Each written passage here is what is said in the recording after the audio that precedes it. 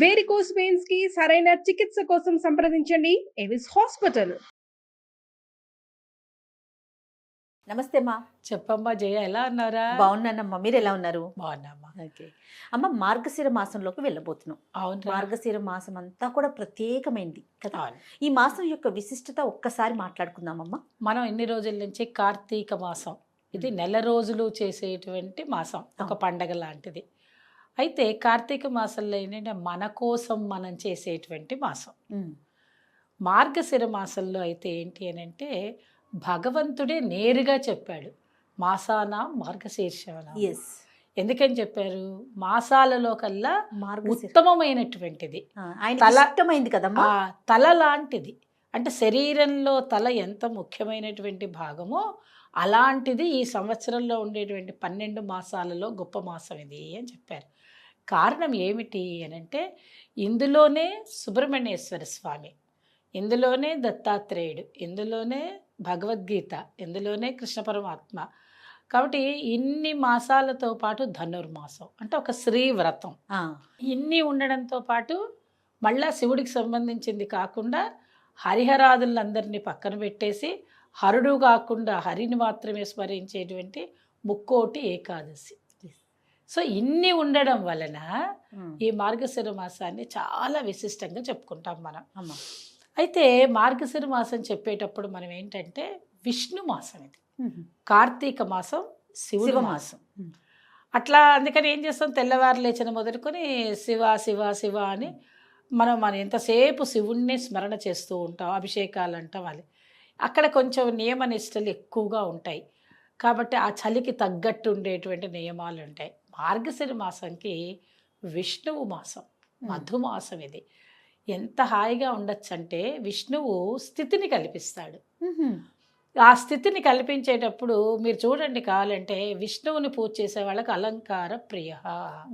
విష్ణువు ఎంతసేపు పువ్వులు తీసుకురా, చక్కగా తయారవ్వు, చక్కగా పూజ చెయ్యి, నువ్వు సంతోషంగా ఉండు, పక్క వాళ్ళని సంతోషంగా ఉంచు, ఇలాంటివన్నీ చక్కగా మనకి హరి చెప్తాడు. అవునమ్మా. అందువల్ల ఏంటి అని అంటే విష్ణు మాసం ఇది.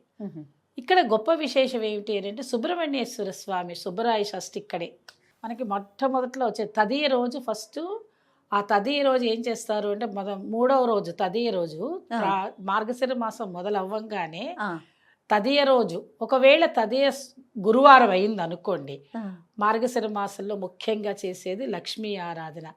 ఎలాగా 5 గురువారాలు వస్తాయి, 5 4 వస్తే 4, తప్పకుండా మార్గశిర లక్ష్మీ వారం అంటాం గురువారాన్ని. పుట్టి గురువారం అనం. అంటే అమ్మని కొలిస్తే చాలా ఆవిడ సంతోషపడితే ఆయన ఇస్తాడుగా, అందుకని అందువల్ల గురువారం మనకి దానికి ఒక వ్రతం పెట్టారు అమ్మ. కాబట్టి మార్గశిర లక్ష్మీ వారం మనకి ముఖ్యంగా చెప్పుకునేటువంటి విశాఖపట్నంలో ఉండే కనక మహాలక్ష్మి ఉంది కదా, అక్కడ ఈ వ్రతం బాగా చేస్తారు. ఇంకా అటుపక్క వాళ్ళైతే ఎవరిళ్లల్లో మానుకోరు, ఇది చాలా విశేషంగా చేస్తారు. ఎలాంటి నియమాలు పాటిస్తారమ్మా? ఈ గురువారం రోజు ఏంటంటే సూర్యోదయానికంటే ముందే నిద్రలేచి చక్కగా ఇల్లు వాకిళ్ళు శుభ్రం చేసి గడపకి పసుపు రాసి బొట్టు పెట్టి మామిడి తోరణం, అంటే గడపకి విశేషము. లక్ష్మీదేవి లోపలికి రావాలంటే మొట్టమొదటి గడప చూస్తుంది, శుభ్రంగా ఉంచుకోవాలి. అందువల్ల ఏంటి, అక్కడే గడప ముందు చెప్పులు, మనం చేయకూడని పనులు చెప్తున్నాం, మన అందరం చెప్పులు అక్కడే. ఏ ఇళ్ల ముందు చూసినా గడపల దగ్గర చెప్పులు. పాపం సమయం లేకనో పెట్టడానికి వీలు లేకో ప్లేస్ లేక మనం ఏమి విమర్శించటం లేదు, ఉన్నమాట చెప్తున్నాం. కనీసం ఈ టైంలో అయినా కొంచెం జరిపి పెట్టుకోండి. దాని తర్వాత ఏంటంటే గడపకి చక్కగా పసుపు రాసి బొట్టు పెట్టండి. ఇంట్లో ఆడపిల్లలు ఉంటే వాళ్ళతో చేయించండి, వాళ్ళకి అలవాటు చేయండి. తప్పకుండా మీరు ఏం చేస్తారు, గుమ్మాలకి మామిడి తోరణాలు కట్టుకోండి. ఏముంది, అమ్మ మాకు మేము అపార్ట్మెంట్లో ఉంటామనంటే బయట దొరుకుతాయి, లేదా 3 ఆకులన్నా తెచ్చి పెట్టండి. మొట్టమొదట మధ్యలో అటు ఇటన్నా పెట్టండి.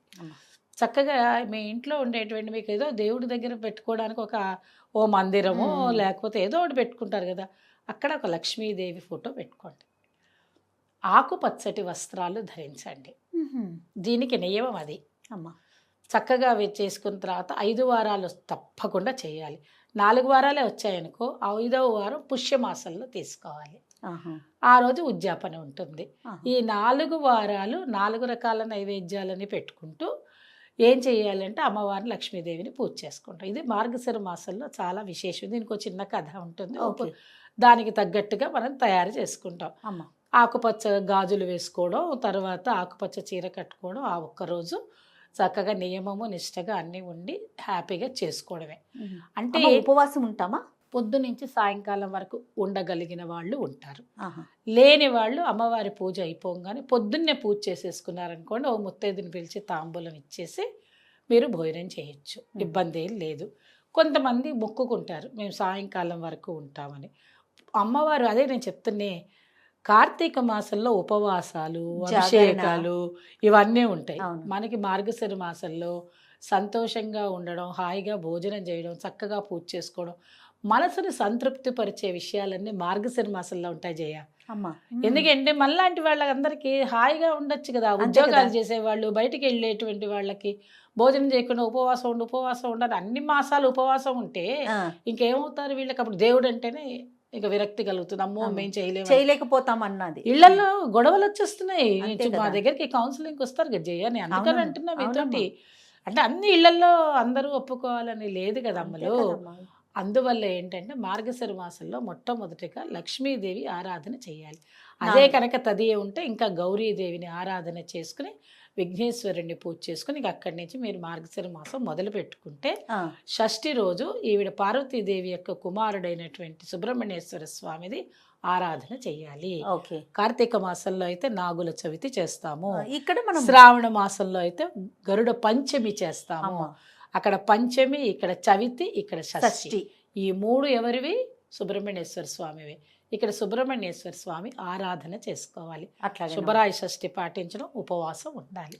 అయితే దేనికి దానికి ఇప్పుడు గురువారం చేయవలసిన లక్ష్మీదేవి పూజా విధానం, సుబ్రహ్మణ్య షష్ఠి, ఇవన్నీ కూడా ఒక సపరేట్ గా ఇంకొక టాపిక్ కింద మాట్లాడదాం. తప్పకుండా, ఎందుకంటే మాట్లాడాల్సిన విషయాలు చాలా చెప్పుకోవాలి కాబట్టి జస్ట్ మనం మాసం యొక్క విశిష్టత చెప్పుకుంటూ వెళ్తున్నాం. సుబ్రహ్మణ్య షష్ఠి అయిపోయిందా? దాని తర్వాత మీకు ఏకాదశి.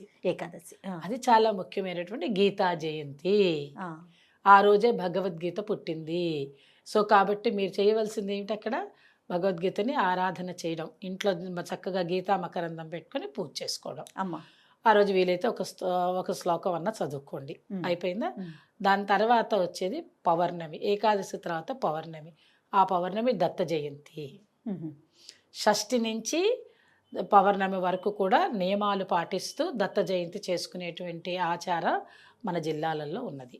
అమ్మ, దత్త జయంతి కూడా అందరూ జరుపుకుంటారా? అందరూ అలా దత్త జయంతి ఎవరైనా జరుపుకోవచ్చు. ప్రపంచానికి ముఖ్యమైనటువంటి వాడు దత్తుడే. దత్తుడి వల్లనే ఈ ప్రపంచం మొత్తము ఈ రకంగా నిలబడగలుగుతోంది. అన్నిటికీ ఆయనే. దాని తర్వాత ఇంకా ఏం లేదు, హ్యాపీగా ఉండడం. మీరు అడుగుతున్నటువంటి ధనుర్మాసం అంతే. అది మార్గశిర మాసంలో ఉండే ధనుర్మాసం అన్నిటికంటే చాలా విశేషమైనటువంటి. ఎందుకంటే శ్రీవ్రతం అది. శ్రీవ్రతం అంటే ఏంటి అర్థం? శ్రీ అంటే లక్ష్మీదేవి.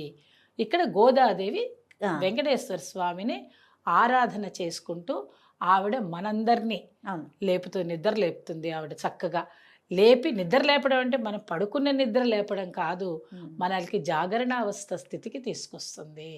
అంటే జ్ఞానావస్థ కావాలి అని చెప్తుంది అనమాట. అంటే అందరికీ, ఒక స్త్రీలకేనే కాదు, ఆవిడ స్త్రీలకి, పురుషులకి, పిల్లలకి, పెద్దలకి అందరికీ చెప్తుంది. తెల్లవారుజామునే నిద్రలేవండి, చక్కగా భగవంతుడికి ఆరాధన చేసుకోండి, అన్ని సవ్య లక్షణాలు కలిగి ఉంటారు మీరు అని ఒక్కొక్క రోజు ఒక్కొక్క కథలు చెప్తూ తిరుప్పావై భాగవతం కథలు చెప్తూ ఆ తిరుప్పావై పాసరమే సుప్రభాత సేవలో తిరుప్పావై చదువుతారు తిరుమలలో. అవునమ్మా. కాబట్టి 30 రోజులు మీకు 30 పాసురాలు ఉంటాయి చక్కగా. ఆ పాసురాలు అందరూ చదువుకోలేకపోవచ్చు. కాబట్టి ఎవరైనా చేసుకోగలిగింది ఏమిటంటే భాగవతం కథ చదువుకోవటం, హాయిగా చదువుకోవచ్చు 30 రోజులు. ఈ మధ్యలో ఒకసారి ఏకాదశికి వైకుంఠ ఏకాదశి ద్వార దర్శనం చూసుకుంటాం, ఉత్తర ద్వార దర్శనం చేసుకుంటాం. కాబట్టి ఇంత విశేషంగా గోదా కళ్యాణం అమ్మ, మళ్ళా నీకు అక్కడికి వెళ్ళిపోవాలి పుష్యమాసానికి. మొత్తం 30 రోజులు అయిపోతే ఆ రోజు పుష్యమాసంలో సంక్రాంతి రోజు చక్కగా ఆ రోజు ఎండ్ అవుతుంది. అది లాస్ట్ రోజు అన్నమాట. ఇక్కడ మొదలైతే అక్కడ 30 రోజులు చివరి రోజు కాబట్టి గోదా కళ్యాణం భోగి రోజు చేస్తాం. సంక్రాంతి విశేషం చెప్పుకునేటప్పుడు ఆ 3 రోజులు గోదా కళ్యాణం గురించి చెప్పుకుంటాం. కాబట్టి మార్గశిర మాసం, విష్ణు మాసం చక్కగా అందరూ హాయిగా విష్ణుమూర్తిని కొలుచుకునేటువంటిది. సాధ్యమైనంత వరకు మన ప్రేక్షకులందరూ కూడా అమ్మ. విష్ణు సహస్రనామం పారాయణం చేసుకున్నట్టయితే ఉమ్. ఈ మార్గశిర మాసంలో చాలా మంచిది. అది రాదనుకోండి, చేయలేరనుకోండి, పిల్లల చేత కనీసం శుక్లాంబరధరం అన్న నేర్పించండి పిల్లలకి. తప్పకుండా. అవి చదువుకోండి చాలు, ఇంకంతకంటే మించింది లేదు. లక్ష్మీదేవిని కూడా ఆరాధన, అంటే విష్ణువుని లక్ష్మిని ఆరాధన చేస్తే ఉమ్. మార్గశిర మాసం చాలా ఆనందకరంగా మనకి గడిచిపోతుంది. తప్పకుండా అమ్మా, తప్పకుండా. నమస్తే.